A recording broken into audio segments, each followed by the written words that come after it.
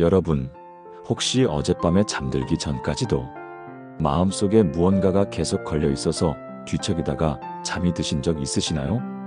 며느리가 아이를 또 맡기고 나가버렸을 때 아직도 결혼하지 않은 딸아이 걱정에 남편의 건강검진 결과를 기다리며 혹은 다음 달 생활비는 어떻게 마련해야 할지 이런 생각들이 머릿속을 맴돌다가 새벽 3시, 4시가 되어서야 겨우 잠이 들고 그러다가 아침 6시 알람 소리에 눈을 뜨게 되죠. 그럴 때 우리의 마음은 어떤가요? 몸은 피곤하고 마음은 답답하고 하루를 시작해야 한다는 부담감만 가득해요. 특히 우리 같은 나이가 되면 체력도 예전 같지 않고 걱정거리는 늘어만 가니까 아침이 달갑지 않을 때가 참 많죠. 그런데 여러분, 저는 지난 20년간 목회를 하면서 정말 놀라운 사실 하나를 발견했습니다. 똑같은 걱정거리를 안고 살아가시는 성도님들 중에서도 어떤 분들은 평안하고 기쁘게 살고 어떤 분들은 계속 불안하고 힘들게 사시는 거예요. 그 차이가 뭘까 궁금해서 관찰해보니 놀랍게도 아침을 어떻게 시작하느냐에 달려있더라고요. 평안하게 사시는 분들은 모두 한 가지 공통점이 있었습니다. 눈을 뜨자마자 하나님께 특별한 순서로 기도를 드리시더라고요. 그냥 아무렇게나 기도하는 게 아니라 성경에서 가르쳐주는 순서대로 하나님이 기뻐하시는 방법으로 기도를 시작하시는 거예요. 오늘 여러분과 함께 나누고 싶은 것이 바로 이것입니다. 아침에 눈을 뜨자마자 가장 먼저 드려야 할 7가지 기도. 이 기도들을 순서대로 드리면 정말 놀라운 일들이 일어나기 시작해요. 하루 종일 마음에 평안이 있고 하나님의 인도하심을 분명하게 느끼게 되고 그 무엇보다도 우리를 향한 하나님의 사랑을 깊이 체험하게 됩니다. 지난 2년 동안 이 7가지 기도를 실천하신 성도님들의 간증을 들어보면 정말 눈물이 날 정도로 감동적이에요. 건강이 회복되고 가정의 화목이 찾아오고 경제적 어려움이 해결되고 무엇보다 하나님과의 관계가 이전과는 완전히 달라졌다는 고백들을 너무 많이 들었습니다. 지금부터 그 7가지 기도를 하나씩 차근차근 나누어 보겠습니다. 성경 말씀의 깊은 의미와 함께 우리가 실제로 어떻게 기도해야 하는지 구체적인 방법까지 모두 알려드릴게요. 여러분도 내일 아침부터 당장 시작해 보세요. 한 달만 실천해 보시면 여러분의 인생이 완전히 달라지는 놀라운 경험을 하게 되실 거예요. 그런데 정말 감동적인 일이 있었습니다. 부산에 사시는 최영자 권사님의 이야기를 먼저 들려드릴게요. 이분은 올해 63세이신데 작년 이맘때까지만 해도 정말 힘들게 사셨어요. 큰아들이 운영하던 작은 식당이 코로나 때문에 문을 닫게 되면서 2억 가까운 빚을 지게 되었고 작은 딸은 결혼 12년째인데도 아이가 생기지 않아서 시댁에서 온갖 구박을 받고 있었거든요. 왜 우리 며느리는 애를 안 낳냐? 병원에는 가봤냐? 한의원도 다녀봐라. 이런 소리를 매일 들으니까 딸아이가 우울증까지 생겼어요. 게다가 남편분마저 당뇨 합병증으로 주 3회 투석을 받기 시작하면서 한 달 의료비만 150만 원씩 나가게 되었습니다. 권사님은 매일 새벽 4시에 일어나서 남편 병원 준비를 하고 오전에는 마트에서 계산원 일을 하고 오후에는 딸 뒷바라지 하랴 저녁에는 아들 일 도와주랴 정신이 하나도 없었어요. 그런데 무엇보다 마음이 아팠던 건 하나님께 기도를 해도 응답이 없는 것 같다는 절망감이었습니다. 목사님, 저는 30년 넘게 교회를 다녔는데 왜 이런 시련만 계속 오는 걸까요? 다른 집은 자식들도 잘 되고 손주들도 많은데 우리 집만 왜 이렇게 막막한 걸까요? 하나님이 저를 사랑하신다면서 왜 이렇게 힘들게 하시는 걸까요? 이렇게 말씀하시면서 펑펑 눈물을 흘리시더라고요. 그런데 바로 이때 권사님께 알려드린 것이 오늘 나누려는 첫 번째 기도였습니다. 아침에 눈을 뜨자마자 가장 먼저 드려야 할 감사의 기도예요. 시편 92편 1절에서 2절을 보면 이런 말씀이 나와요. 지극히 높으신 하나님이여 감사함과 주의 이름을 찬송함이 좋으며 아침에 주의 인자하심을 나타내며 밤마다 주의 성실하심을 베풀미 좋으니이다. 여러분, 이 말씀을 자세히 보세요. 다윗이 아침에 주의 인자하심을 나타내라고 했어요. 그런데 여기서 나타낸다는 히브리어 원어 나가드는 단순히 말로 표현한다는 뜻이 아닙니다. 이 단어는 공개적으로 선포한다, 분명하게 증거한다, 널리 알린다는 의미가 담겨 있어요. 마치 전령이 왕의 조서를 백성들에게 공포하듯이 아침에 일어나자마자 하나님의 인자하심을 내 입으로 분명하게 선포하라는 뜻입니다. 그런데 이것이 왜 그렇게 중요할까요? 다윗이 이 시편을 쓸 때의 배경을 보면 더 깊이 이해할 수 있어요. 이 시편은 다윗이 사울 왕의 핍박을 받아 도망 다니던 아둘람 굴에서 기록되었을 가능성이 큽니다. 상상해 보세요. 동굴 속에서 잠을 자고 아침에 눈을 뜨면 오늘 또 어디로 피할까? 사울의 군사들이 또 쫓아올까? 언제까지 이런 생활을 해야 할까 하는 걱정이 먼저 들었을 거예요. 그런데 다윗은 그런 절망적인 상황에서도 아침마다 하나님의 인자하심을 먼저 고백했습니다. 왜냐하면 그가 깨달았거든요. 하나님의 인자하심은 우리의 감정이나 상황과는 상관없이 변하지 않는 절대적 진실이라는 것을요. 히브리어로 인자하심은 헤세드라는 단어인데 이것은 단순한 사랑이 아니라 언약적 사랑, 변하지 않는 사랑, 조건 없는 사랑을 의미해요. 하나님이 우리와 맺으신 언약 때문에 베풀어 주시는 변함없는 사랑이라는 뜻입니다. 예레미야가 3장 22절에서 23절 말씀처럼 여호와의 인자하심은 무궁하시며 그 긍휼하심이 다함이 없음이라 이것들이 아침마다 새로우니 주의 성실하심이 크시도소이다라고 했거든요. 여기서 아침마다 새롭다는 표현을 주목하세요. 하나님의 인자하심은 어제와 똑같은 게 아니라 매일 아침 새롭게 공급되는 거예요. 마치 이스라엘 백성들이 광야에서 매일 아침 새로운 만나를 받았던 것처럼 말이에요. 그래서 우리도 아침에 눈을 뜨자마자 감정이 어떻든 상황이 어떻든 상관없이 먼저 하나님께 감사를 드려야 해요. 구체적으로 어떻게 기도하느냐고요? 이렇게 기도하시면 됩니다. 하나님 아버지, 오늘도 저를 살려주시고 깨워주셔서 감사합니다. 어젯밤 안전하게 지켜주셔서 감사합니다. 숨 쉬게 해주시고 볼 수 있게 해주시고 들을 수 있게 해주시고 걸을 수 있게 해주셔서 감사합니다. 지금까지 저와 제 가족을 지켜주시고 돌봐주셔서 감사합니다. 오늘도 하나님의 새로운 인자하심이 저에게 임하는 줄 믿고 감사드립니다. 이때 중요한 것은 느낌이 아니라 믿음으로 고백하는 거예요. 기분이 좋아서 감사하는 게 아니라 하나님의 말씀이 진실이기 때문에 감사하는 겁니다. 최영자 권사님도 처음에는 목사님, 감사할 게 뭐가 있어요? 빚더미에 시달리고 딸은 우울증에 걸리고 남편은 투석받고 이 힘든 상황에서 어떻게 감사를 해요? 라고 하셨거든요. 그런데 제가 이렇게 말씀드렸어요. 권사님, 감사는 상황을 보고 하는 게 아니라 하나님을 보고 하는 거예요. 권사님이 지금 숨 쉬고 계시잖아요. 그것도 감사해요. 권사님이 지금 걸어 다닐 수 있으시잖아요. 그것도 감사해요. 권사님 가족이 아직 다 살아 있으시잖아요. 그것도 큰 감사예요. 하나님의 사랑은 권사님의 상황과 상관없이 어제도 오늘도 내일도 변하지 않거든요. 그래서 권사님이 힘들어도 매일 아침 첫 번째로 감사 기도를 드리기 시작하셨어요. 처음 2주 정도는 정말 억지로 하신 것 같았어요. 눈물을 흘리면서 하나님, 감사할 게 없는데도 감사한다고 해야 하나요? 라고 하시더라고요. 그런데 신기하게도 세 번째 주부터 조금씩 변화가 시작되더라고요. 아침에 일어나는 것이 예전만큼 괴롭지 않고 하루를 시작하는 마음이 조금씩 가벼워지기 시작했거든요. 그리고 한 달째 되던 어느 날 권사님이 저에게 전화를 하셨어요. 목사님, 정말 신기해요. 상황은 아직 그대로인데 제 마음이 이상하게 평안해졌어요. 그리고 하나님이 정말 저를 사랑하신다는 확신이 생겼어요. 이 모든 어려움 속에서도 하나님이 저를 버리지 않으셨다는 게 느껴져요. 그런데 더 놀라운 일은 그 다음에 일어났어요. 권사님이 감사 기도를 시작한 지 2달째 되던 날, 아들의 식당 자리에 큰 회사에서 임대 문의가 들어온 거예요. 보증금과 권리금을 합쳐서 빚을 거의 다 정리할 수 있는 금액이었어요. 그리고 딸아이도 시댁의 압박에서 벗어나 마음의 평안을 찾기 시작했고 몇 달 후에는 임신 소식까지 전하게 되었어요. 남편분의 건강도 많이 안정되어서 투석 횟수를 줄일 수 있게 되었고요.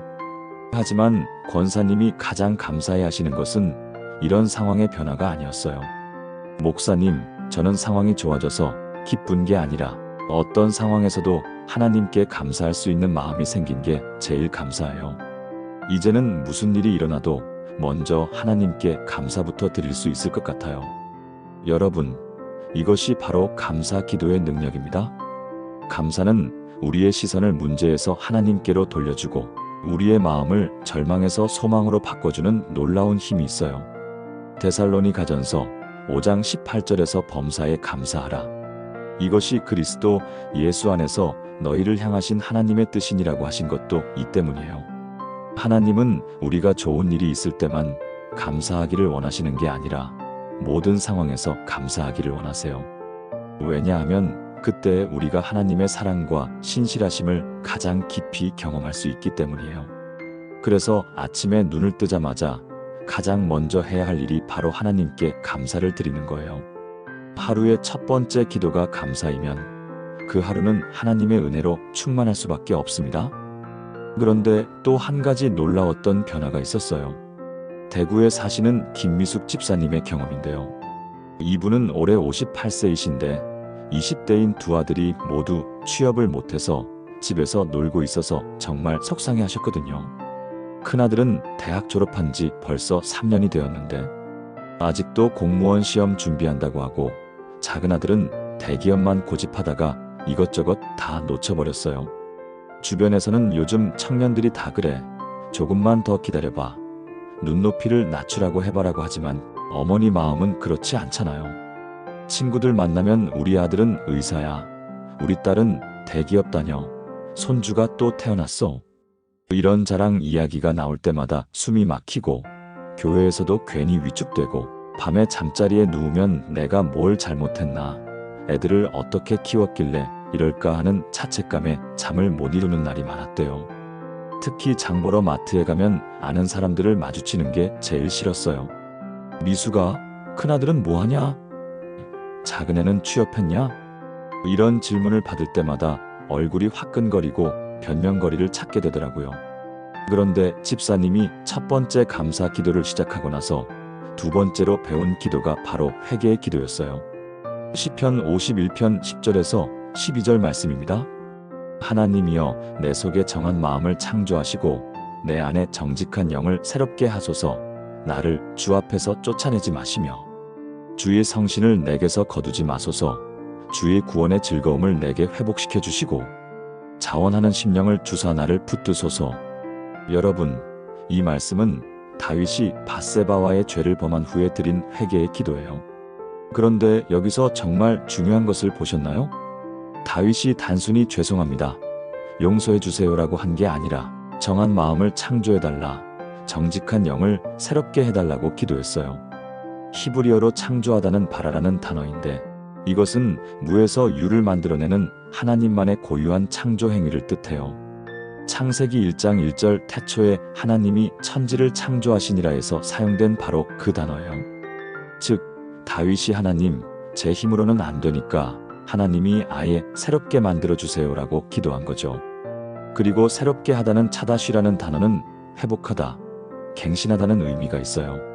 낡아서 못쓰게 된 것을 다시 새 것처럼 만드는 거죠.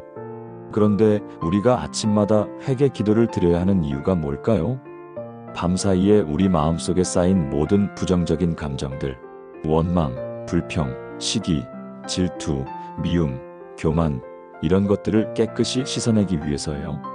로마서 12장 2절에서 너희는 이 세대를 본받지 말고 오직 마음을 새롭게 함으로 변화를 받아 하나님의 선하시고 기뻐하시고 온전하신 뜻이 무엇인지 분별하도록 하라고 했잖아요. 마음을 새롭게 한다는 것은 헬라어로 아나카이노시스인데 이것은 완전히 새로운 것으로 바꾼다는 의미예요. 매일 아침 회개 기도를 통해 마음을 완전히 새롭게 할 때 하나님의 뜻을 분별할 수 있는 영적 감각이 살아나는 거예요. 김미숙 집사님도 처음에는 제가 뭘 회개해요? 저는 남에게 해끼친 것도 없고 큰 죄를 지은 것도 없고 30년 넘게 착실하게 교회 다니며 살았는데요 라고 하셨어요. 그런데 제가 이렇게 설명해 드렸어요.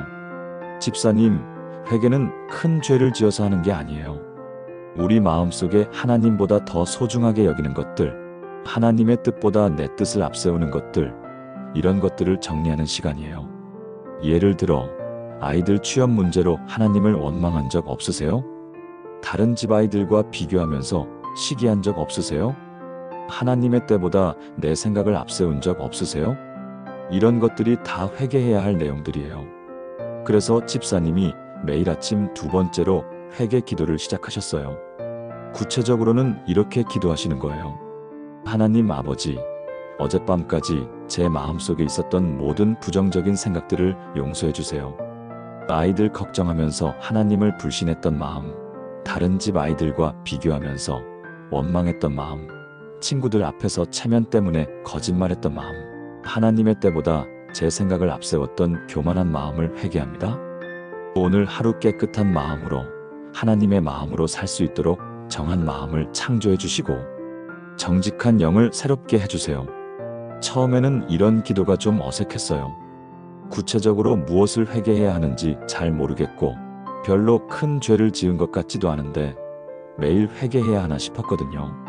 그런데 일주일 정도 지나니까 놀라운 변화가 오기 시작했어요. 성령님이 집사님의 마음속 깊은 곳까지 비춰주시기 시작한 거예요. 아, 내가 이런 마음을 가지고 있었구나. 내가 이렇게 교만했구나. 내가 하나님보다 사람들의 시선을 더 의식하고 있었구나 하는 것들이 보이기 시작했어요. 그런데 그것이 정죄감이 아니라 깨달음이었어요. 하나님이 집사님을 책망하려는 게 아니라 더 자유롭게 해주려고 보여주시는 거였거든요. 그래서 집사님의 마음가짐이 완전히 달라지기 시작했어요. 아이들을 보는 시각이 바뀌었어요. 하나님이 언젠가는 좋은 길로 인도해 주실 거야라는 믿음이 생기기 시작한 거죠. 그리고 다른 사람들의 시선도 덜 의식하게 되었어요.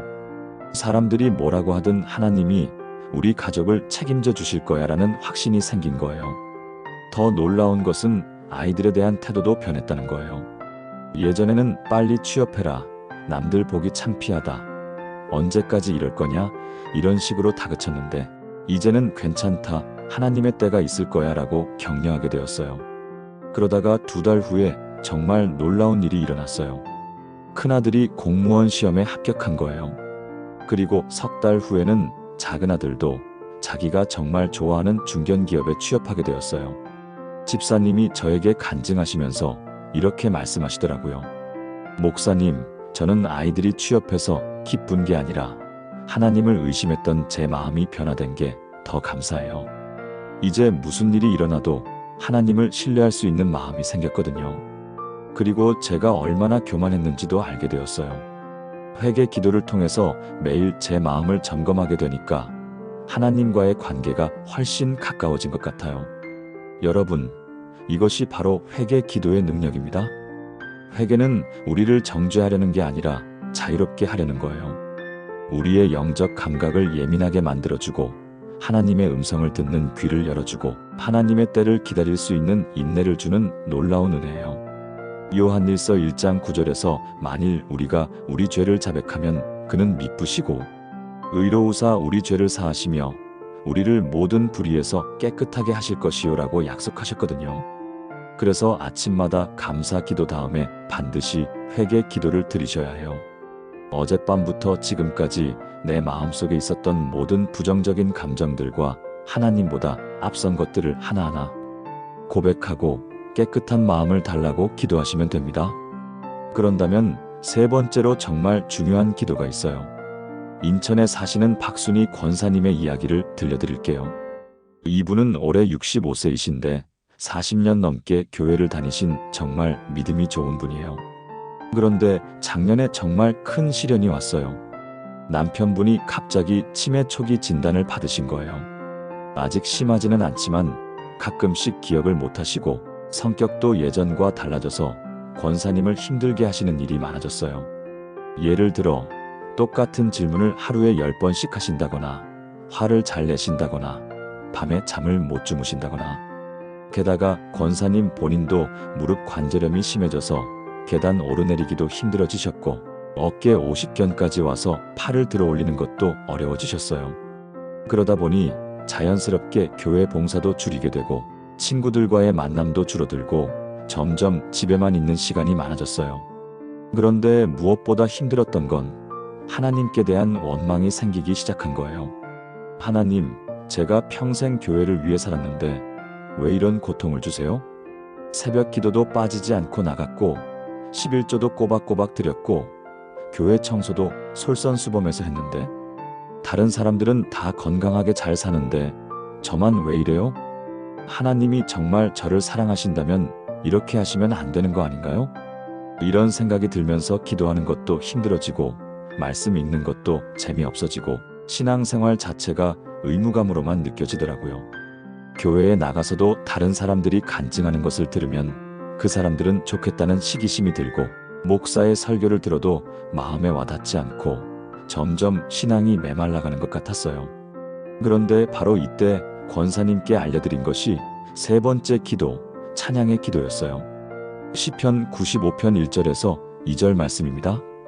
오라 우리가 여호와께 노래하며 우리의 구원의 반석을 향하여 즐거이 외치자. 감사함으로 그 앞에 나아가며 시를 지어 그를 향하여 즐거이 외치자. 여러분, 이 말씀에서 중요한 부분을 보셨나요? 즐거이 외치자라는 표현이 2번 나와요. 히브리어로 루아라는 단어인데 이것은 단순히 소리를 내는 게 아니라 환호성을 지른다, 승리의 함성을 외친다, 기쁨으로 소리친다는 뜻이에요. 마치 전쟁에서 이긴 군사들이 승리를 외치는 것처럼 하나님을 향해 기쁨의 함성을 지르라는 거예요. 그런데 여기서 정말 중요한 것은 이 시편이 언제, 어떤 상황에서 쓰여졌느냐는 거예요. 이 시편은 이스라엘 백성들이 광야에서 40년 동안 방황할 때 쓰인 시편이에요. 매일 똑같은 만나를 먹고 언제 약속의 땅에 들어갈지도 모르는 불안한 상황에서 뜨거운 사막을 걸어가며 목이 마르고 발이 아픈 상황에서 말이에요. 그런데도 시편 기자는 즐거이 외치자고 했어요. 왜일까요? 왜냐하면 찬양은 우리의 감정에 따라 하는 게 아니라 하나님이 누구신지를 선언하는 행위이기 때문이에요.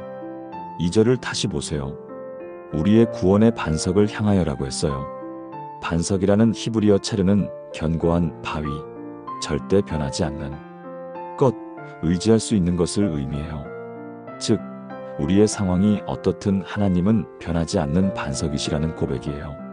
에베소서 5장 19절에서 20절을 보면 시와 찬송과 신령한 노래들로 서로 화답하며 너희의 마음으로 주께 노래하며 찬송하며 범사에 우리 주 예수 그리스도의 이름으로 항상 아버지 하나님께 감사하라고 했어요. 여기서 마음으로 노래하라는 것은 우리의 의지로 선택해서 찬양하라는 뜻이에요. 감정이 좋아서 찬양하는 게 아니라 하나님이 찬양받기에 합당한 분이시기 때문에 찬양하는 거죠. 그리고 범사에라는 표현을 보세요. 좋은 일이 있을 때만 찬양하는 게 아니라 모든 상황에서 찬양하라는 뜻이에요. 박순희 권사님께도 이 원리를 자세히 설명해 드렸어요. 권사님, 찬양은 우리의 기분을 바꾸는 도구가 아니라 하나님의 성품을 선포하는 고백이에요. 권사님이 지금 힘드시더라도 하나님은 여전히 좋으신 분이시고 사랑이 많으신 분이시고 전능하신 분이세요.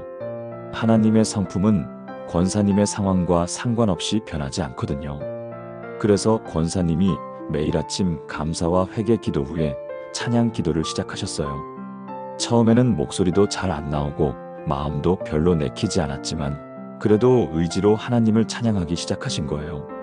구체적으로는 이렇게 기도하시는 거예요. 하나님은 나의 힘이시며 나의 방패이시며 나의 피난처이십니다.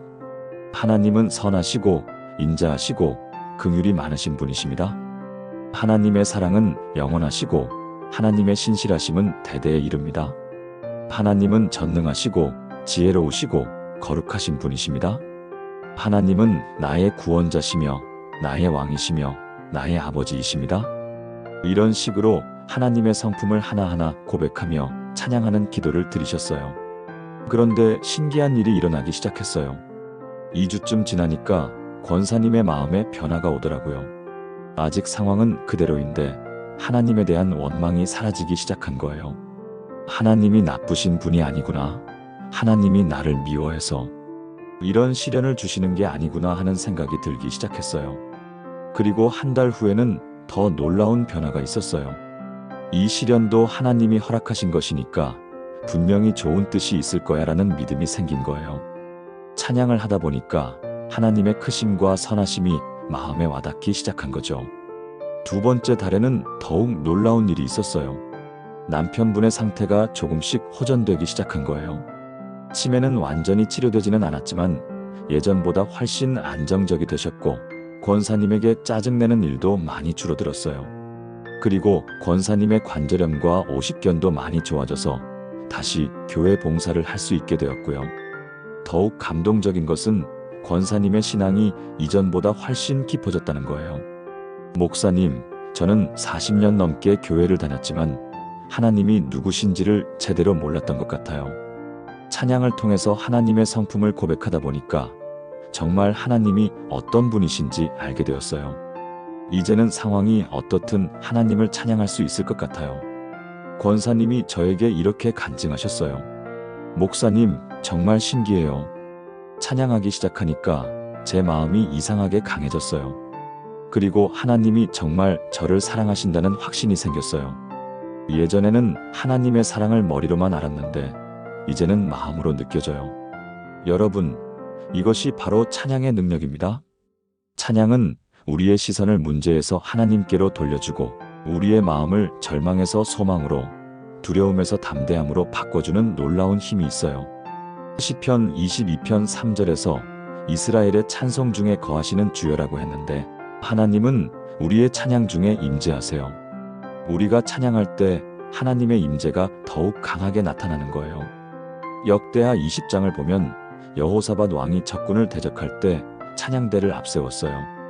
그랬더니 하나님이 친히 싸워주셔서 적군을 물리쳐 주셨잖아요. 우리도 마찬가지예요. 인생의 어려움과 시련을 만날 때 찬양으로 맞서면 하나님이 우리를 위해 싸워주세요. 그래서 아침마다 감사, 회개 다음에 반드시 찬양 기도를 드리셔야 해요. 구체적으로는 하나님의 성품을 하나하나 고백하며 찬양하시면 됩니다. 하나님은 사랑이시고, 하나님은 전능하시고, 하나님은 신실하시고, 하나님은 지혜로우시고, 하나님은 거룩하십니다. 이런 식으로 말이에요. 그런데 무엇보다 놀라웠던 것은 네 번째 기도의 경험이었어요. 전주에 사시는 이명숙 집사님의 이야기인데요. 이분은 올해 61세이신데 3년 전에 남편분을 하늘나라로 먼저 보내신 후 혼자 살고 계세요. 자녀들은 모두 멀리 살고 있어서 명절에나 얼굴 볼 수 있고 평소에는 정말 외롭게 지내셨거든요.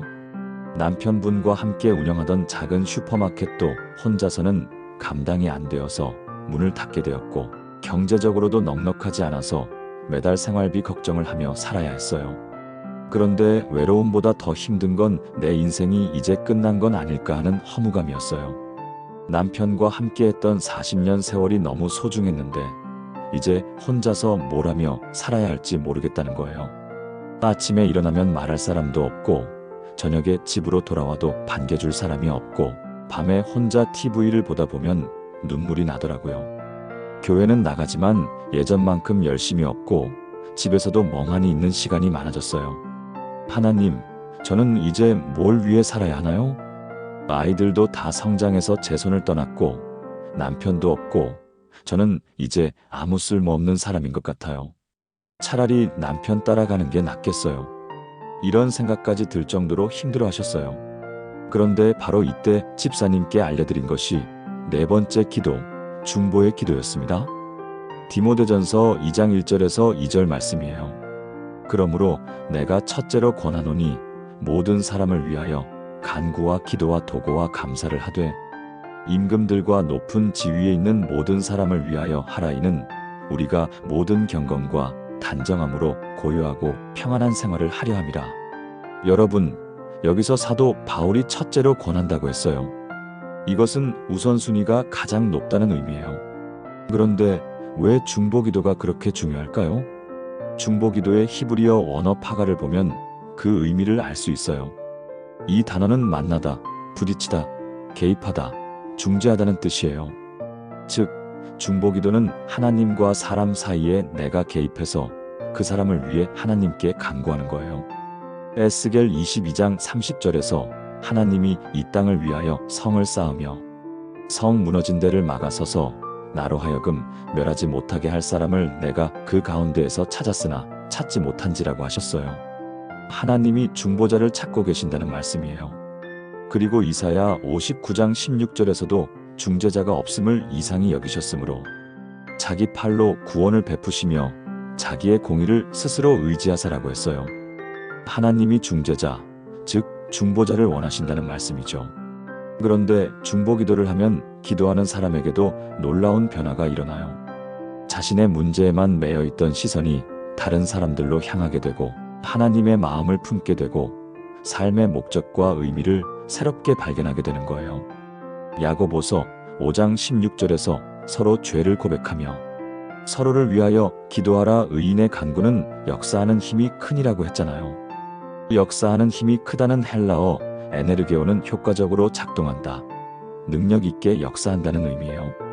중보기도에는 정말 놀라운 능력이 있다는 뜻이에요.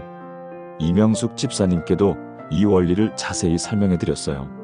집사님, 지금 집사님이 느끼시는 외로움과 허무함을 하나님께서 다른 목적으로 사용하고 싶어 하실 수도 있어요. 혼자 계시는 시간을 다른 사람들을 위해 기도하는 시간으로 바꿔보세요. 하나님이 집사님을 중보기도의 사명자로 부르고 계실지도 모르거든요. 그래서 집사님이 매일 아침 감사, 회개, 찬양 기도 후에 중보기도를 시작하셨어요. 처음에는 가족들을 위해 기도하시다가 점차 교회 성도들, 동네 이웃들, 나라와 민족을 위한 기도로 확장하셨어요. 구체적으로는 이렇게 기도하시는 거예요. 하나님 아버지, 오늘 제 큰딸 은영이를 위해 기도합니다. 직장에서 스트레스 받는 딸이 하나님의 평안을 경험하게 해주세요. 그리고 아직 결혼하지 않은 작은 아들 준호를 위해 기도합니다. 하나님이 예비하신 좋은 배우자를 만나게 해주시고 믿음 안에서 가정을 이루게 해주세요. 또 우리 교회 김 목사님을 위해 기도합니다. 목회하시느라 수고 많으신 목사님께 건강과 지혜를 주시고 성도들을 잘 돌볼 수 있는 힘을 주세요. 그리고 우리나라 대통령을 위해 기도합니다. 나라를 이끌어가는 중요한 결정들을 내릴 때 하나님의 지혜를 주시고 백성들을 위한 선한 정책을 펼칠 수 있게 해주세요. 또 북한 주민들을 위해 기도합니다. 굶주리고 핍박받는 북한 동포들에게 하나님의 긍휼을 베풀어 주시고 하루빨리 복음이 전해지게 해주세요. 이런 식으로 매일 15분 정도씩 다른 사람들을 위해 기도하기 시작하셨어요. 그런데 정말 놀라운 일이 일어났어요. 한 달쯤 지나니까 집사님의 마음에 큰 변화가 온 거예요. 더 이상 외롭지 않았어요. 왜냐하면 매일 많은 사람들을 마음에 품고 기도하다 보니 혼자라는 느낌이 사라진 거예요.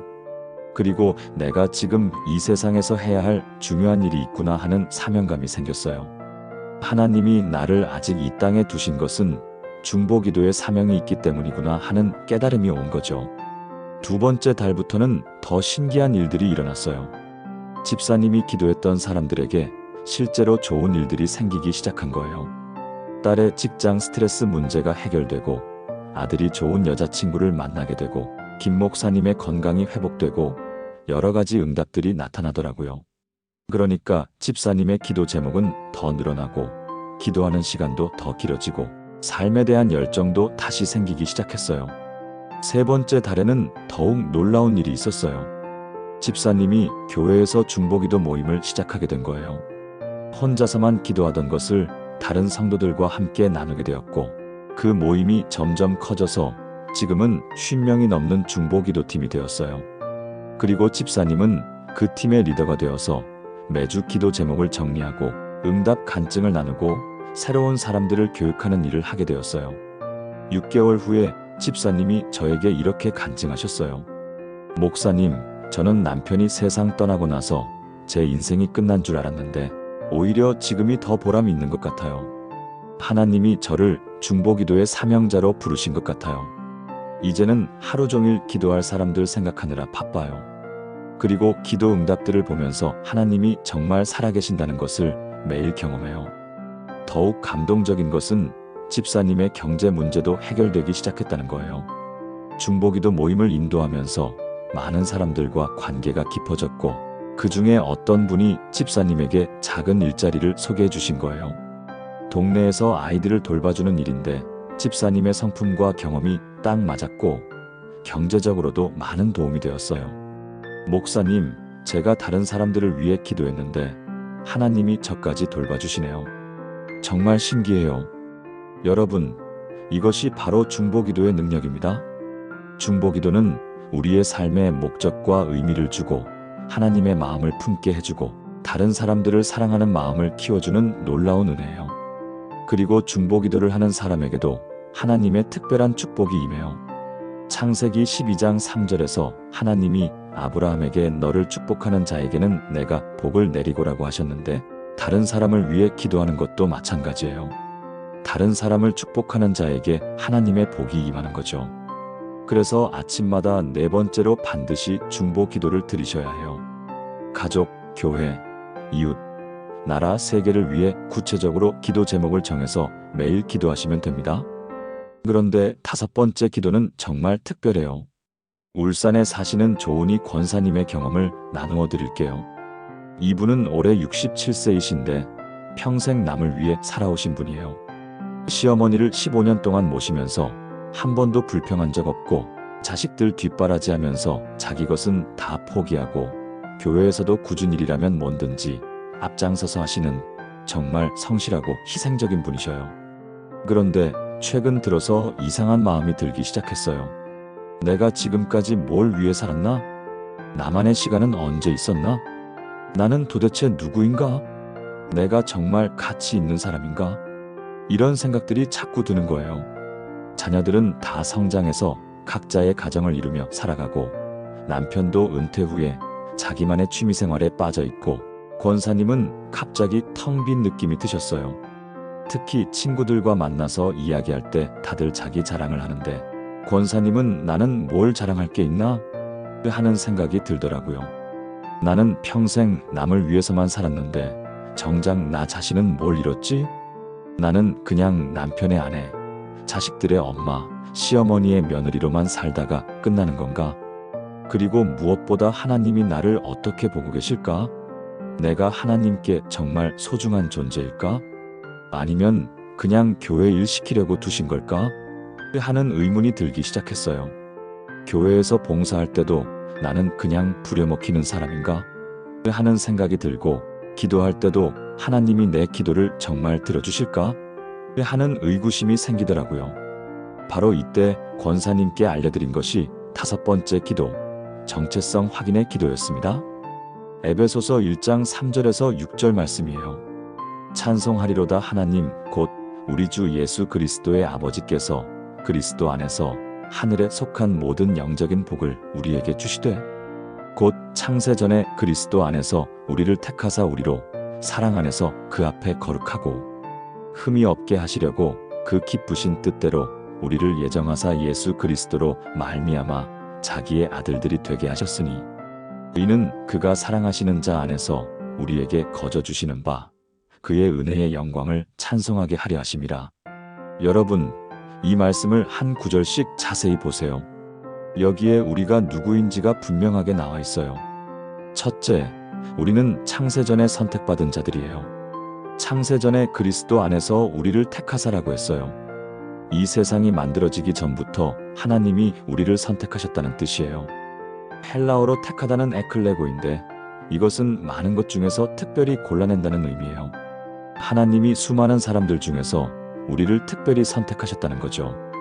둘째, 우리는 거룩하고 흠없는 자들이에요.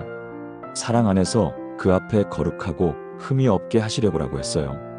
거룩하다는 헬라어 하기오스는 구별된, 성별된이라는 뜻이고 흠이 없다는 아모모스는 완전한, 흠이 전혀 없는이라는 의미예요. 하나님이 우리를 그렇게 만드시겠다고 약속하신 거예요. 셋째, 우리는 하나님의 아들과 딸들이에요. 예수 그리스도로 말미암아 자기의 아들들이 되게 하셨으니라고 했어요.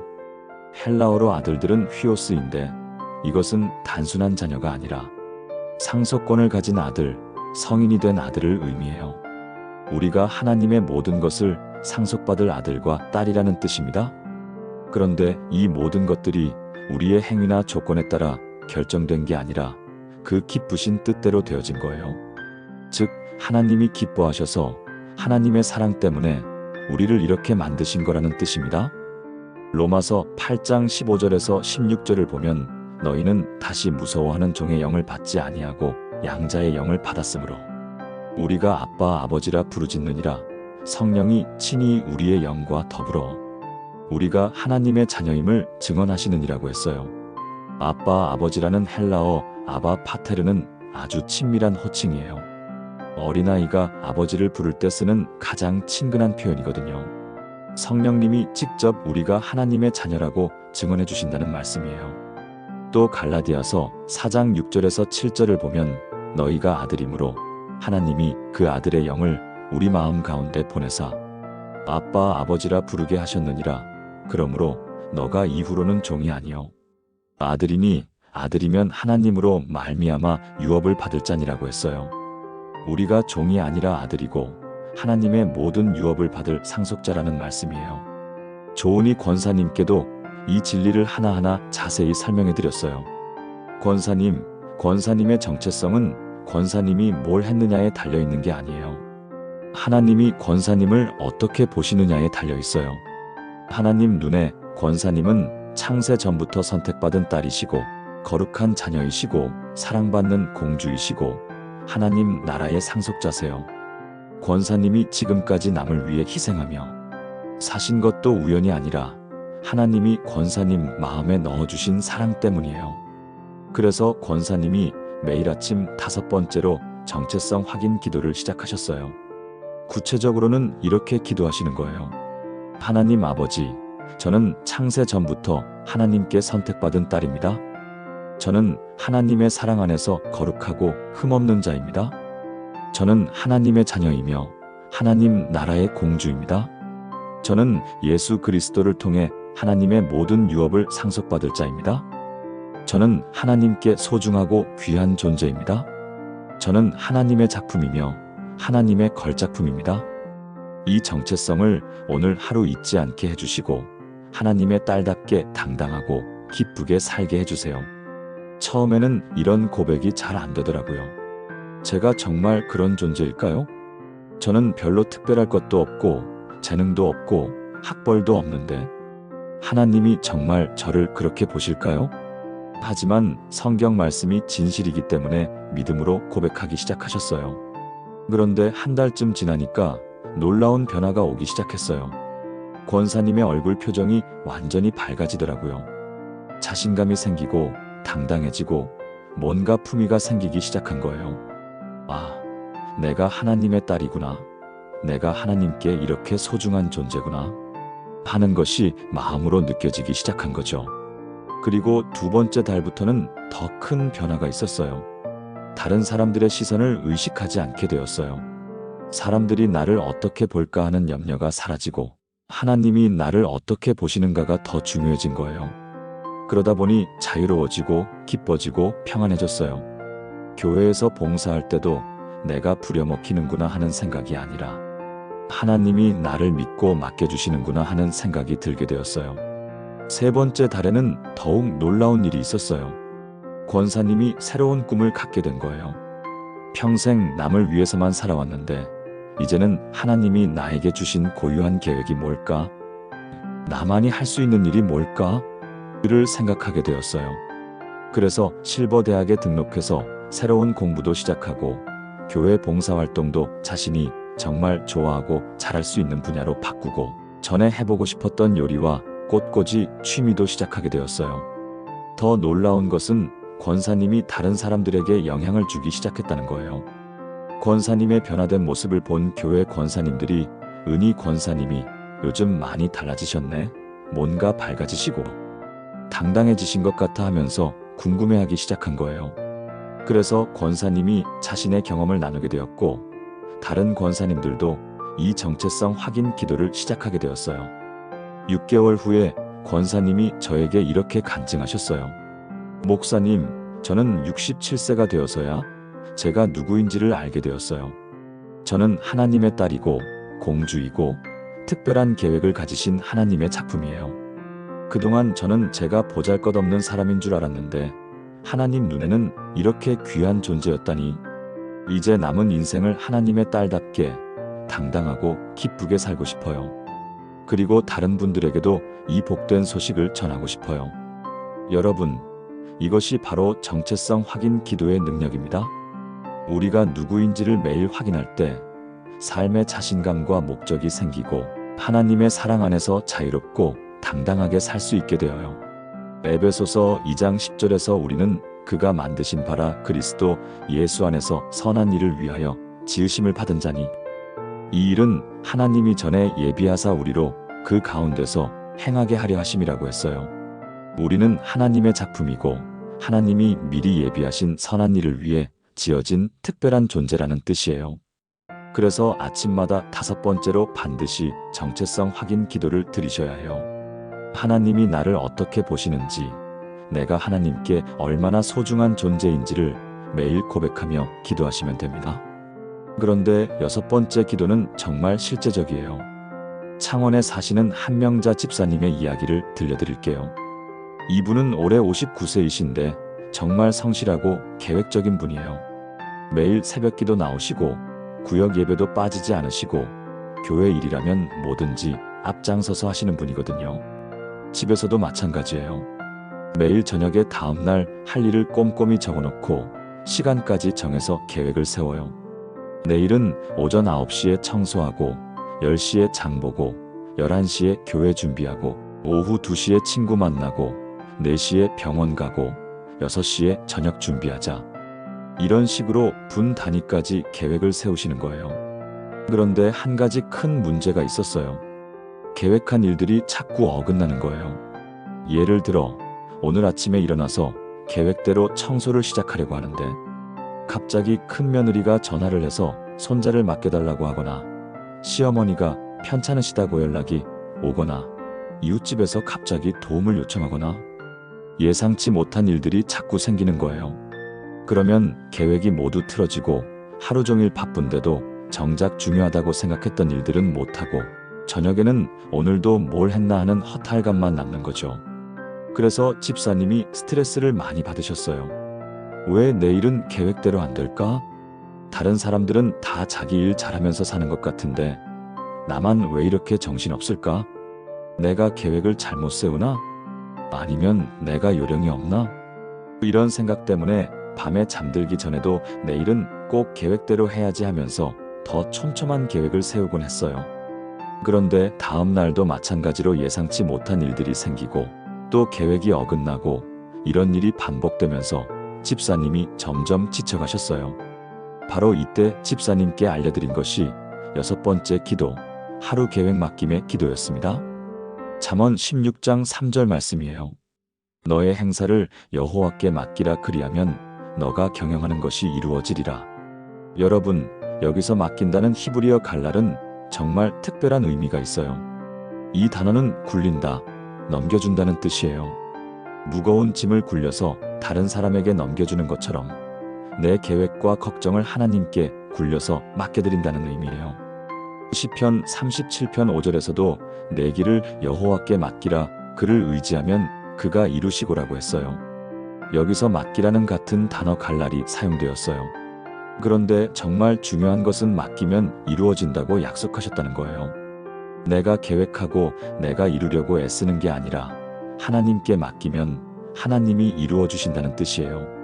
그런데 맡긴다는 것이 무책임하게 손 놓고 있는다는 뜻이 아니에요.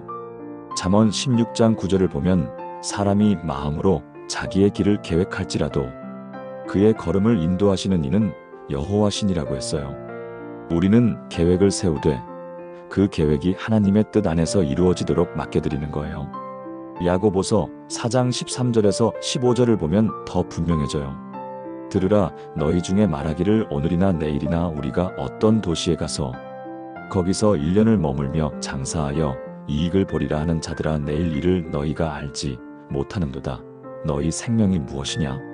너희는 잠깐 보이다가 없어지는 안개니라. 너희가 도리어 말하기를 주의 뜻이면 우리가 살기도 하고 이것이나 저것이나 하리라 할 것이거늘. 주의 뜻이면이라는 표현이 핵심이에요. 우리의 모든 계획을 주의 뜻이면이라는 전제 하에 하나님께 맡겨드려야 한다는 뜻이에요. 한명자 집사님께도 이 원리를 자세히 설명해 드렸어요. 집사님, 계획이 자꾸 어긋나는 건 하나님이 집사님을 괴롭히려는 게 아니에요. 오히려 하나님이 집사님을 위해 더 좋은 계획을 가지고 계신데 집사님이 자꾸 자기 계획만 고집하니까 스트레스 받는 거예요. 하나님의 계획은 우리 계획보다 훨씬 완벽하고 지혜로워요. 그래서 집사님이 매일 아침 6번째로 하루 계획 맡김 기도를 시작하셨어요. 구체적으로는 이렇게 기도하시는 거예요. 하나님 아버지, 오늘 하루 제가 계획한 모든 일들을 하나님께 맡겨드립니다. 제가 생각한 계획보다 하나님의 계획이 더 좋다는 것을 믿습니다. 오늘 예상치 못한 일들이 생겨도 그것이 하나님의 뜻이라면 기쁘게 받아들이겠습니다. 제 계획대로 되지 않아도 하나님 계획대로 되기를 원합니다.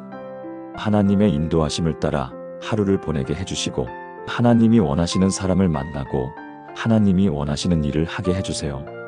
처음에는 이런 기도가 좀 어색했어요. 평생 자기가 계획하고 자기가 해결하려고 애써왔는데 갑자기 맡겨드린다는 게 쉽지 않았거든요. 그럼 제가 아무것도 안 하고 놀고 있어야 하나요? 라고 하시더라고요. 그런데 일주일 정도 지나니까 신기한 변화가 오기 시작했어요. 계획이 바뀌어도 스트레스 받지 않게 되었어요.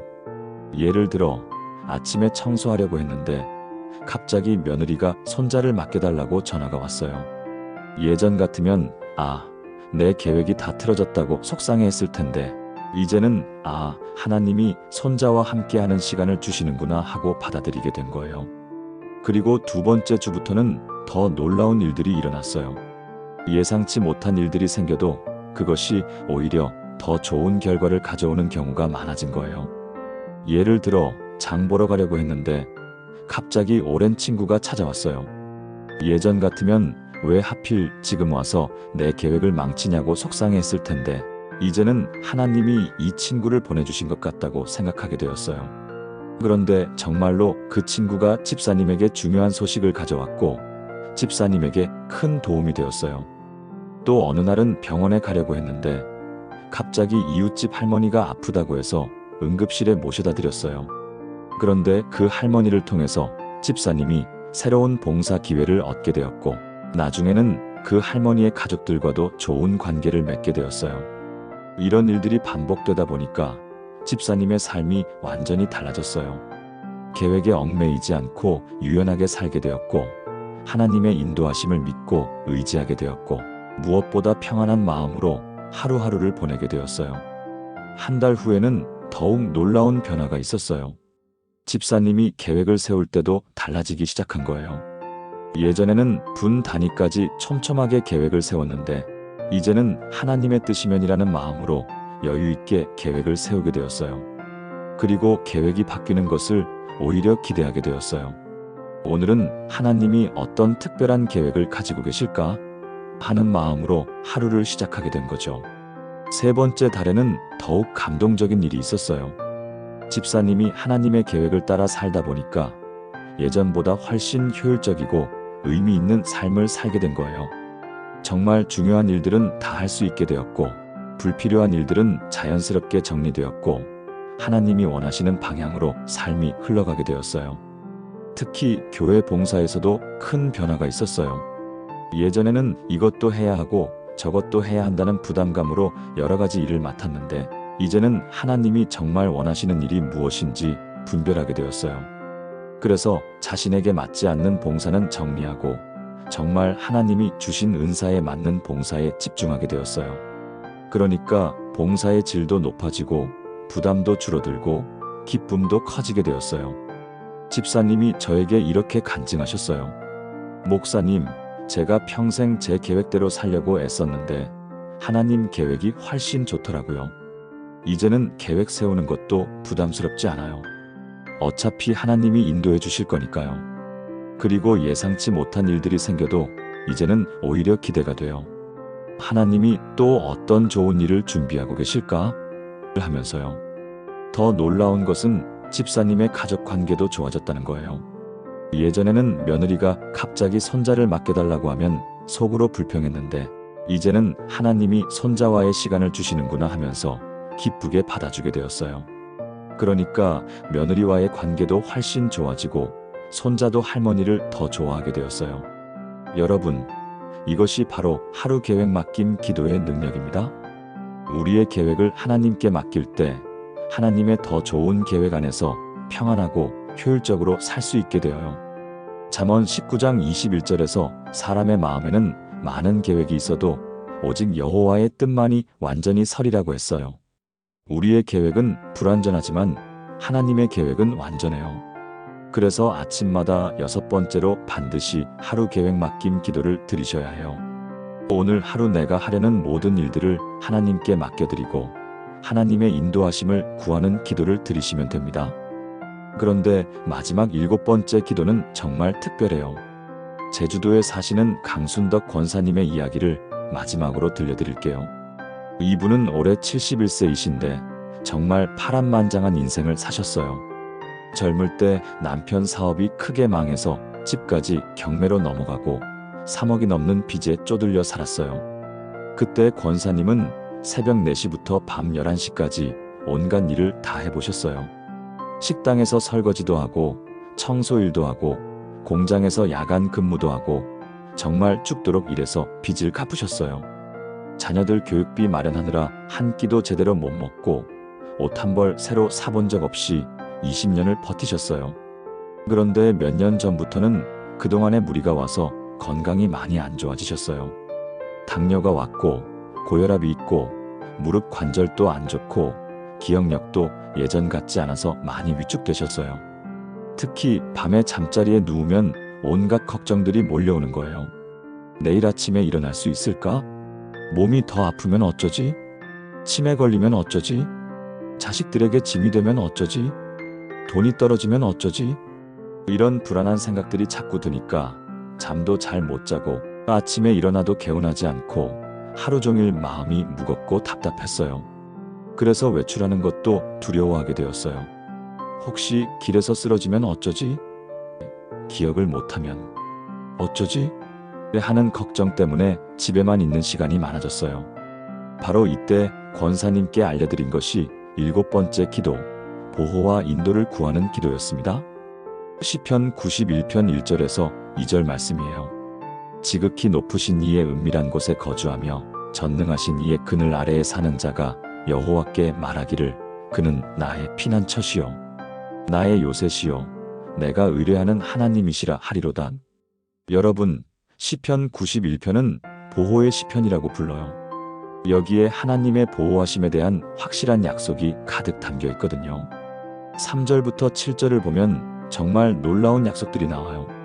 그가 너를 새 사냥꾼의 올무에서와 심한 전염병에서 건지실 것임이라. 그가 너를 그의 깃털로 덮으시리니 너가 그의 날개 아래에 피하리로다. 그의 진실함은 방패와 손방패가 되나니. 너는 밤에 찾아오는 공포와 낮에 날아드는 화살과 어둠 중에 퍼지는 전염병과 밝은 대낮에 닥쳐오는 재앙을 두려워하지 아니하리로다. 1000명이 내 왼쪽에서 10,000명이 내 오른쪽에서 엎드러지나 이 재앙이 내게 가까이 하지 못하리로다. 이 얼마나 확실하고 구체적인 보호의 약속인가요? 특히 4절을 자세히 보세요. 그가 너를 그의 깃털로 덮으시리니 너가 그의 날개 아래에 피하리로다. 이것은 어미 독수리가 새끼를 보호하는 모습을 묘사한 거예요. 어미 독수리는 위험이 닥치면 새끼들을 자기 날개 아래로 불러 모아서 자기 몸으로 보호해요. 심지어 산불이나 폭풍이 와도 어미 독수리는 새끼들을 감싼 채로 자기가 죽을지언정 새끼들은 지켜내요. 하나님이 우리를 그렇게 보호해 주신다는 약속이에요. 그런데 여기서 중요한 조건이 있어요. 1절에서 지극히 높으신 이의 은밀한 곳에 거주하며 전능하신 이의 그늘 아래에 사는 자라고 했어요. 거주한다는 히브리어 야샤브는 정착해서 산다, 계속 머문다는 의미예요. 일시적으로 잠깐 있는 게 아니라 아예 그곳을 집으로 삼고 계속 거한다는 뜻이에요. 즉, 하나님과 친밀한 관계를 지속적으로 유지하는 자, 하나님 안에서 살아가는 자에게 주시는 약속이라는 뜻이에요. 잠언 3장 5절에서 6절도 마찬가지예요. 너는 마음을 다하여 여호와를 신뢰하고 내 명철을 의지하지 말라. 너는 범사에 그를 인정하라. 그리하면 내 길을 지도하시리라. 범사에 그를 인정하라는 것은 모든 일에서 하나님을 인정하고 의지한다는 뜻이에요. 그렇게 할 때 하나님이 우리의 길을 지도해 주신다는 약속이에요. 그리고 이사야 41장 10절에서도 확실한 약속을 하셨어요. 두려워하지 말라. 내가 너와 함께함이라. 놀라지 말라. 나는 네 하나님이 됨이라. 내가 너를 굳세게 하리라. 참으로 너를 도와주리라. 참으로 나의 의로운 오른손으로 너를 붙들리라. 여기서 붙들리라는 히브리어 타마크는 꽉 잡고 놓지 않는다, 끝까지 지켜준다는 의미예요. 하나님이 우리를 꽉 잡고 절대 놓지 않으신다는 약속이에요. 또 시편 34편 7절에서는 여호와의 천사가 주를 경외하는 자를 둘러 진치고 그들을 건지시는도다라고 했어요. 둘러 진친다는 것은 군대가 성을 에워싸고 보호하는 모습이에요. 하나님의 천사들이 우리 주변에 진을 치고 24시간 보호해준다는 말씀이에요. 이런 약속들이 성경에 수없이 많이 나와 있어요. 강순덕 권사님께도 이 말씀들을 하나하나 자세히 설명해 드렸어요. 권사님, 하나님은 권사님을 보호하시고 인도하시기를 간절히 원하세요. 하나님의 능력은 권사님의 나이나 건강 상태와 상관없이 변함이 없어요. 다만 권사님이 하나님을 신뢰하고 의지하시면 돼요. 매일 아침 하나님께 보호와 인도를 구하면서 하루를 시작해 보세요. 그래서 권사님이 매일 아침 7번째로 보호와 인도를 구하는 기도를 시작하셨어요. 구체적으로는 이렇게 기도하시는 거예요. 하나님 아버지, 오늘 하루 저를 하나님의 날개 아래서 보호해 주세요. 제가 나가는 길과 들어오는 길을 지켜주시고 몸과 마음의 건강을 지켜주시고 모든 사고와 질병과 재앙에서 보호해 주세요. 하나님의 천사들이 저를 둘러 진치고 지켜주시기를 믿습니다. 그리고 오늘 하루 제가 가야 할 길을 하나님의 지혜로 인도해 주세요. 만날 사람, 할 일, 가야 할 곳을 하나님이 정해주시고 모든 결정을 올바르게 할 수 있도록 도와주세요. 하나님의 보호와 인도하심을 믿고 의지하며 평안히 하루를 시작합니다. 처음에는 이런 기도도 잘 안 되더라고요. 평생 스스로 조심하고 스스로 해결하려고 애써왔는데 갑자기 하나님께 맡긴다는 게 어색했거든요. 그래도 제가 조심해야 하는 거 아닌가요? 라고 하시더라고요. 그런데 일주일쯤 지나니까 놀라운 변화가 오기 시작했어요. 불안한 마음이 많이 줄어들었어요. 하나님이 나를 지켜주실 거야 라는 확신이 생기기 시작한 거예요. 밤에도 예전보다 훨씬 편안하게 잠들 수 있게 되었고 아침에 일어날 때도 두려움보다는 오늘도 하나님이 함께 해주실 거야 라는 기대감이 생겼어요. 그리고 두 번째 주부터는 더 신기한 일들이 일어났어요. 정말로 위험한 상황들을 모면하게 되는 일들이 생기기 시작한 거예요. 예를 들어 어느 날 평소에 다니던 길이 갑자기 공사 때문에 막혀서 다른 길로 갔는데 나중에 보니까 평소 다니던 길에서 큰 교통사고가 났다는 소식을 들었어요. 또 어느 날은 몸이 좀 이상해서 병원에 갔는데 검사 결과 큰 병을 초기에 발견해서 치료할 수 있게 되었어요. 만약 조금만 늦었어도 큰 수술을 해야 할 뻔했는데 하나님이 미리 알려주신 것 같다고 하시더라고요. 또 어느 날은 집에서 넘어질 뻔했는데 이상하게 중심을 잡게 되어서 다치지 않았고 길에서 미끄러질 뻔했는데 옆에 있던 분이 도와주셔서 무사했던 일들이 계속 생겼어요. 이런 일들이 반복되다 보니까 권사님의 믿음이 더욱 견고해졌어요. 정말 하나님이 나를 보호하고 계시는구나 하는 확신이 깊어진 거예요. 한 달 후에는 더욱 놀라운 변화가 있었어요. 권사님의 얼굴에서 불안함과 두려움이 완전히 사라지고 평안하고 담대한 표정이 되었어요. 외출하는 것도 더 이상 두렵지 않게 되었고 하나님이 함께 하시니까 괜찮다는 마음으로 활동 범위도 넓어졌어요. 그래서 오랫동안 못 만났던 친구들과도 다시 만나게 되었고 교회 봉사활동에도 다시 참여하게 되었어요. 두 번째 달에는 더욱 감동적인 일이 있었어요. 권사님의 건강도 많이 좋아지기 시작한 거예요. 당뇨 수치가 안정되고 혈압도 정상 범위로 내려오고 무릎 통증도 많이 줄어들었어요. 의사 선생님도 어르신이 요즘 많이 좋아지셨네요. 뭔가 특별한 치료라도 받으셨나요? 라고 하실 정도였어요. 더욱 놀라운 것은 권사님의 기억력도 좋아졌다는 거예요. 예전에는 방금 한 말도 잊어버리곤 했는데 이제는 머리가 훨씬 맑아지고 기억력도 좋아졌어요. 세 번째 달에는 더욱 놀라운 일이 있었어요. 권사님이 다른 사람들에게도 이 기도를 알려주기 시작한 거예요. 너무 좋으니까 다른 분들도 이 복을 받았으면 좋겠다는 마음에서였어요. 그래서 권사님 주변의 많은 할머니들이 이 7가지 기도를 시작하게 되었고 모두 놀라운 변화를 경험하게 되었어요. 6개월 후에 권사님이 저에게 이렇게 간증하셨어요. 목사님, 71세가 되어서야 정말 평안한 삶이 뭔지 알게 되었어요. 하나님의 보호와 인도하심을 믿고 살면 이렇게 마음이 평안할 수가 있구나 싶어요. 이제는 나이 들어가는 것도 두렵지 않아요. 하나님이 끝까지 책임져 주실 거니까요. 그리고 제가 다른 할머니들에게도 이 기도를 가르쳐 드렸는데 모두 저처럼 변화되는 모습을 보니까 정말 감사해요. 더욱 감동적인 것은 권사님의 경제 상황도 해결되기 시작했다는 거예요. 하나님을 의지하며 살다 보니까 예상치 못한 곳에서 도움이 오기 시작한 거예요. 정부에서 나오는 각종 혜택들도 알게 되었고 자녀들도 어머니의 변화된 모습을 보고 더 많이 도와주게 되었어요. 목사님, 제가 하나님만 의지했는데 하나님이 사람들을 통해서도 저를 도와주시네요. 정말 신기해요. 여러분, 이것이 바로 보호와 인도를 구하는 기도의 능력입니다. 하나님의 보호와 인도하심을 구하고 믿을 때 모든 두려움과 불안에서 자유롭게 되고 평안하고 담대하게 살 수 있게 되어요. 시편 121편 1절에서 8절을 보면 이런 아름다운 약속이 나와요. 내가 산을 향하여 눈을 들리라. 나의 도움이 어디서 올까? 나의 도움은 천지를 지으신 여호와에게서로다. 여호와께서 너를 실족하지 아니하게 하시며 너를 지키시는 이가 졸지 아니하시리로다. 이스라엘을 지키시는 이는 졸지도 아니하시고 주무시지도 아니하시리로다. 여호와는 너를 지키시는 이시라. 여호와께서 내 우편에서 내 그늘이 되시나니 낮에 해가 너를 상하게 하지 아니하며 밤에 달도 너를 해하지 아니하리로다. 여호와께서 너를 지켜 모든 환난을 면하게 하시며 또 내 영혼을 지키시리로다. 여호와께서 너의 출입을 지금부터 영원까지 지키시리로다. 하나님은 졸지도 주무시지도 않으시면서 24시간 우리를 지켜주세요. 우리의 출입을 지금부터 영원까지 지켜주신다고 약속하셨어요. 그래서 아침마다 7번째로 반드시 보호와 인도를 구하는 기도를 드리셔야 해요.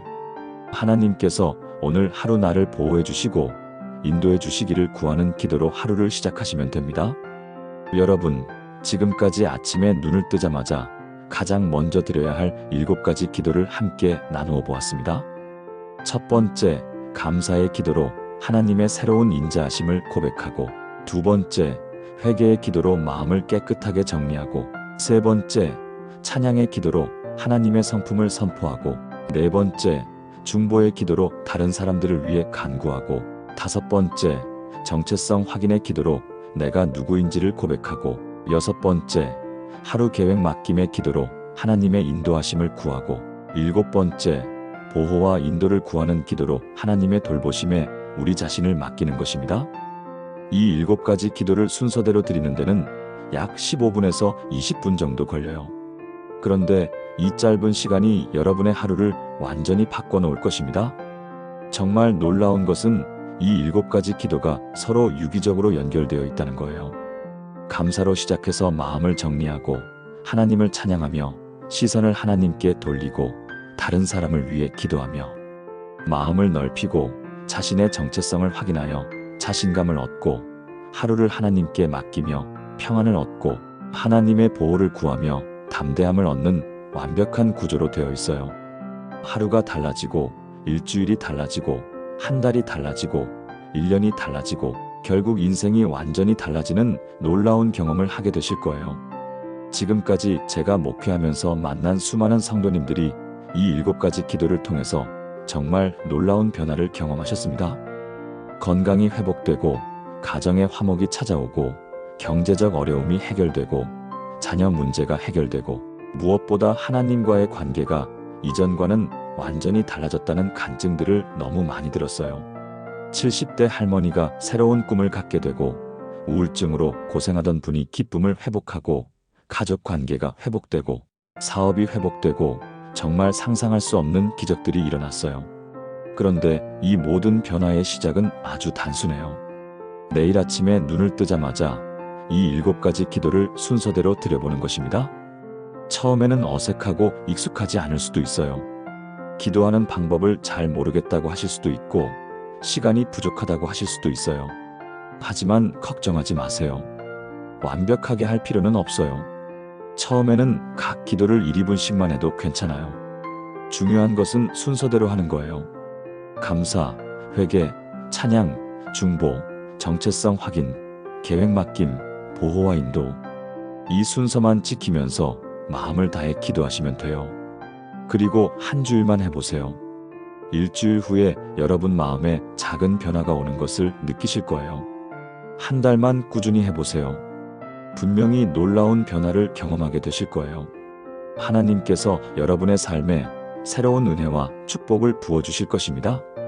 그리고 이 7가지 기도는 여러분만 하는 게 아니라 가족과 함께, 친구와 함께, 교회 성도들과 함께 할 수 있어요. 함께 할수록 더 큰 은혜가 임해요. 특히 부부가 함께 이 기도를 하면 가정에 놀라운 변화가 일어나고 부모와 자녀가 함께하면 가족 관계가 회복되고 교회에서 함께하면 부흥이 일어나요. 여러분, 하나님은 우리가 형식적으로 기도하기를 원하시는 게 아니에요. 진심으로, 믿음으로, 간절함으로 기도하기를 원하세요. 이 7가지 기도도 마찬가지예요. 그냥 습관적으로 하는 게 아니라 하나님과 진실한 대화를 나누는 마음으로 해보세요. 하나님이 정말 살아계시고 우리의 기도를 들으시고 응답해 주신다는 믿음으로 기도해 보세요. 그러면 분명히 하나님의 살아계심을 경험하게 되실 거예요. 오늘 이 말씀이 여러분에게 도움이 되셨다면 좋아요 버튼을 꾹 눌러주세요. 그리고 댓글로 아멘이라고 남겨주시면 더욱 감사하겠습니다. 여러분의 아멘이 저에게는 큰 힘이 되고 다른 분들에게는 믿음의 격려가 될 것입니다. 또한 이 영상이 더 많은 분들에게 전해져서 많은 분들이 아침 기도의 복을 받으실 수 있도록 구독과 공유도 부탁드립니다. 여러분의 가족과 친구들, 교회 성도들에게도 이 복된 소식을 전해주세요. 그리고 혹시 이 7가지 기도를 실천하시면서 놀라운 간증이 있으시면 댓글로 나누어 주세요. 여러분의 간증이 다른 분들에게 큰 힘과 격려가 될 것입니다. 사랑하는 여러분, 하나님께서 여러분의 아침을 축복하시고 여러분의 하루를 은혜로 채워주시고 여러분의 인생을 놀라운 기적과 축복으로 인도해 주시기를 예수님의 이름으로 축복합니다. 여러분이 매일 아침 이 7가지 기도로 하나님과 만나는 시간을 통해 하나님의 사랑을 깊이 체험하시고 하나님의 능력을 경험하시고 하나님의 평안 안에서 기쁘고 승리하는 인생을 사시기를 간절히 축원합니다. 내일 아침부터 이 7가지 기도로 새로운 하루를 시작해 보세요. 분명히 여러분의 삶에 놀라운 변화가 일어날 것입니다. 하나님의 크신 사랑과 은혜가 여러분과 여러분의 가정 위에 충만하기를 축복하며 오늘 말씀을 마치겠습니다. 감사합니다.